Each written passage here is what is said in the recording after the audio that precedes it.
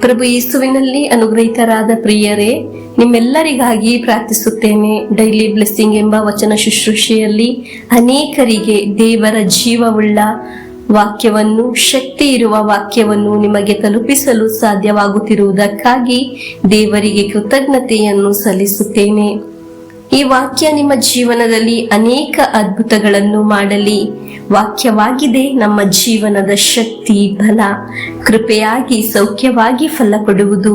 ನಿಮ್ಮೆಲ್ಲರಿಗಾಗಿ ಪ್ರಾರ್ಥಿಸುತ್ತೇನೆ. ಪ್ರಿಯರೇ, ನೀವು ಯಾವ ಕಾರ್ಯವಾಗಿ ಮನಸ್ಸಿನಲ್ಲಿ ನೆನೆಸಿ ಪ್ರಾರ್ಥಿಸುತ್ತಿರುವುದು ಆ ವಿಷಯದಲ್ಲಿ ದೇವರ ಕರ ಕಾರ್ಯ ಮಾಡುವುದು, ಅದಕ್ಕೆ ಸ್ಪಂದಿಸುವುದು.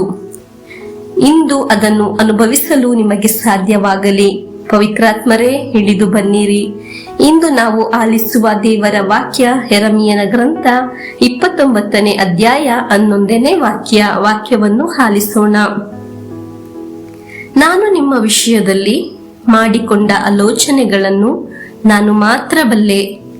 ಅವು ಅಹಿತ ಯೋಜನೆಗಳೇನು ಅಲ್ಲ, ಹಿತಕರವಾದ ಯೋಜನೆಗಳೇ. ಪ್ರಿಯರೇ, ದೇವರು ಹೇಳಿದ ಮಾತು ಆಗಿದೆ. ಎಲ್ಲರ ಒಂದು ನಿರೀಕ್ಷೆ, ಎಲ್ಲರ ಒಂದು ಆಸೆ, ಶುಭಕರವಾದ ಒಂದು ಜೀವನ, ಸುಂದರವಾದ ಒಂದು ಭವಿಷ್ಯ. ದೇವರು ನಮ್ಮ ಕುರಿತು ಇರುವ ಪದ್ಧತಿಯು ಅದಾಗಿದೆ. ನಮಗೆ ಹಿತಕರವಾದ ಒಂದು ಭವಿಷ್ಯ, ನಮ್ಮನ್ನು ರಕ್ಷಿಸುವ ಒಂದು ಪದ್ಧತಿ. ಪ್ರಿಯರೇ, ಈ ವಾಕ್ಯದಲ್ಲಿ ನಾವು ಅರ್ಥ ಮಾಡಿಕೊಳ್ಳುವುದು ನಮ್ಮ ಕುರಿತು ದೇವರು ಬರೆದಿದ್ದಾರೆ. ಅದು ಆಗಿದೆ ನಾಳೆಗಳಲ್ಲಿ ನಮ್ಮ ಜೀವನದಲ್ಲಿ ನಡೆಯುವುದು. ನಾವು ಕೆಲವೊಮ್ಮೆ ಹೇಳುತ್ತೇವೆ, ನಮ್ಮ ಹಣೆಯ ಬರವೇ ಸರಿ ಇಲ್ಲ. ಆದರೆ ದೇವರು ನಿನ್ನ ಕುರಿತು ಬರೆದಿಟ್ಟಿದ್ದಾರೆ. ಅದಾಗಿದೆ ಈ ವಾಕ್ಯ. ನನಗೆ ನಿನ್ನ ಕುರಿತು ಒಂದು ಪದ್ಧತಿ ಇದೆ. ನಿನ್ನ ಕುರಿತು, ನಿನ್ನ ಕುಟುಂಬದ ಕುರಿತು, ನಿನ್ನ ಮಕ್ಕಳ ಕುರಿತು ದೇವರಿಗೆ ಒಂದು ಪದ್ಧತಿ ಇದೆ ಎಂದು. ಯಾಕಾಗಿ ಈ ವಾಕ್ಯವನ್ನು ಡೈಲಿ ಬ್ಲೆಸ್ಸಿಂಗ್ ಎಂಬ ವಚನ ಶುಶ್ರೂಷೆಯಲ್ಲಿ ನಾವು ಪ್ರತಿನಿತ್ಯ ಆಲಿಸುವುದು? ದೇವರು ನಿನ್ನ ಕುರಿತು ಬರೆದಿದ್ದು ದೇವರ ಚಿತ್ತದ ಕಡೆಗೆ ನಿನ್ನ ತಲುಪಿಸಲು.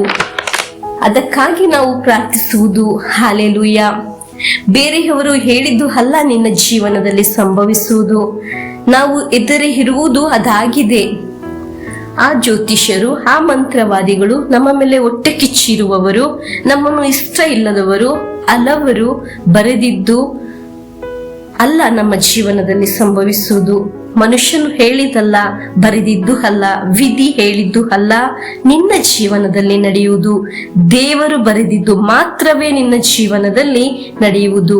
ನಿನ್ನ ಜೀವನ ಒಂದು ದೇವರ ಒಂದು ಕೃಪೆಯಾಗಿದೆ. ನಿನಗೆ ಒಂದು ಒಳ್ಳೆ ಭವಿಷ್ಯ ಇದೆ. ಅದಕ್ಕೆ ನಮ್ಮ ಜೀವನದಲ್ಲಿ ನಾವು ನಮ್ಮನ್ನು ಕಾಪಾಡಿಕೊಳ್ಳಬೇಕು. ನಮ್ಮನ್ನು ಯಾವುದೇ ಕಾರಣದಲ್ಲಿ ನಾಶ ಮಾಡಿಕೊಳ್ಳಬಾರದು. ನಮ್ಮ ಜೀವನದಲ್ಲಿ ನಾವು ಆಟ ಆಡಿ ನಾಶ ಮಾಡಿಕೊಳ್ಳಬಾರದು. ದೇವರಲ್ಲಿ ಆಶ್ರಯಿಸದೆ ತನ್ನ ಇಷ್ಟ ಬಂದಂತೆ ನಡೆದು ನಮ್ಮ ಜೀವನ, ನಮ್ಮ ಮನಸ್ಸು ಬಂದ ಹಾಗೆ ನಡೆದುಕೊಂಡು ಎಲ್ಲಿಗೋ ತಲುಪಿ ಹೇಳಬಾರದು ನನ್ನ ಜೀವನ ಹೋಯ್ತು ಎಂದು. ದೇವರಲ್ಲಿ ಆಶ್ರಯಿಸಿ, ದೇವರ ವಾಕ್ಯದಲ್ಲಿ ವಿಶ್ವಾಸಿಸಿ ಮುಂದೆ ಸಾಗಿದರೆ ನಮ್ಮ ಗುರಿ ತಲುಪಲು ಸಾಧ್ಯ. ನಮಗೆ ಪ್ರಾರ್ಥಿಸೋಣ. ದೇವರು ಹೇಳಿದ್ದು, ದೇವರು ಬರೆದಿದ್ದು ನನ್ನ ಜೀವನದಲ್ಲಿ ನಡೆಯುತ್ತದೆ. ದೇವರು ನಿನ್ನ ಹಣೆಯಲ್ಲಿ ಬರೆದಿದ್ದು ನಿನಗೆ ಒಂದು ಒಳ್ಳೆಯ ಭವಿಷ್ಯ, ನಿನಗೆ ಒಂದು ಒಳ್ಳೆಯ ರಕ್ಷಣೆ. ನೀನು ರಕ್ಷಣೆ ಹೊಂದುತ್ತೀಯಾ ಎಂದು, ಅಲ್ಲದೆ ನೀನು ನಾಶ ಆಗುತ್ತೀಯಾ ಎಂದು ಅಲ್ಲ. ಪ್ರಿಯರೇ, ಇಂದು ಆಲಿಸಿದ ವಾಕ್ಯವನ್ನು ವಿಶ್ವಾಸಿಸಿ ನಮ್ಮ ಜೀವನದಲ್ಲಿ ನಿಂತು ಈ ವಾಕ್ಯ ಯಾವಾಗಲೂ ಮರೆಯದೆ ಧ್ಯಾನಿಸಿ ಮುಂದೆ ಸಾಗುವ. ನಮ್ಮ ಒಳ್ಳೆ ಭವಿಷ್ಯ ದೇವರು ಇಟ್ಟಿದ್ದಾರೆ. ಶುಭಕರವಾದ ಭವಿಷ್ಯ, ನಿರೀಕ್ಷೆ ಇರುವ ಭವಿಷ್ಯ ದೇವರು ಬರೆದಿದ್ದು ನನ್ನ ಜೀವನದಲ್ಲಿ ನಡೆಯುತ್ತದೆ ಎಂದು ವಿಶ್ವಾಸಿಸಿ ಪ್ರಾರ್ಥಿಸಿ ದೇವರ ಆಶೀರ್ವಾದವನ್ನು ಸ್ವೀಕರಿಸೋಣ. ಆಮೆನ್. ನಮ್ಮ ಪ್ರಭು ಯೇಸು ಕ್ರಿಸ್ತರ ವರಪ್ರಸಾದವು, ದೇವರ ಪ್ರೀತಿಯು, ಪವಿತ್ರಾತ್ಮರ ಅನ್ಯೋನ್ಯತೆಯು ನಮ್ಮೊಡನೆ ಇರಲಿ.